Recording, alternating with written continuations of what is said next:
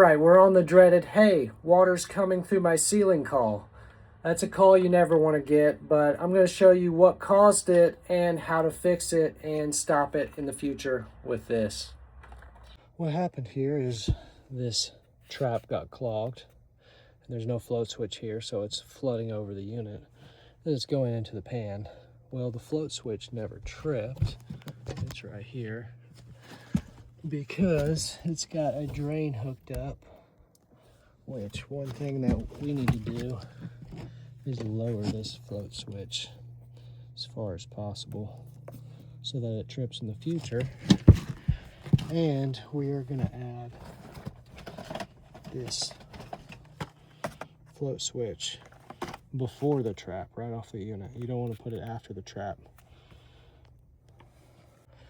But the reason it was flooding over the ceiling was water was just constantly building up inside this unit, constantly flooding over, never tripping the float switch, and then it was coming into the plenum. Once it got inside the plenum, it just ran into the return and right out where the filter was.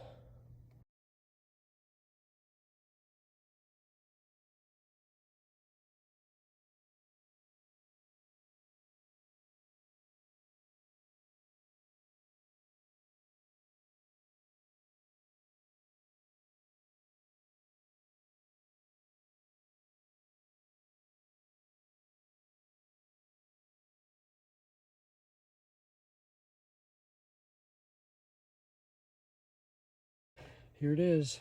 Got the float switch before the trap.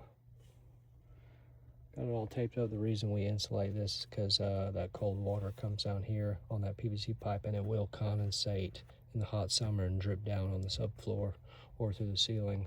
So we always insulate these to stop that from happening. And it protects it in the winter time from freezing if there's water in there.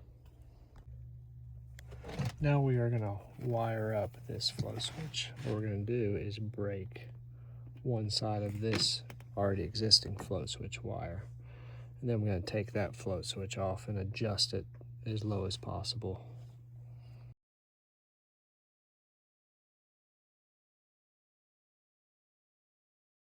We're going to test it now.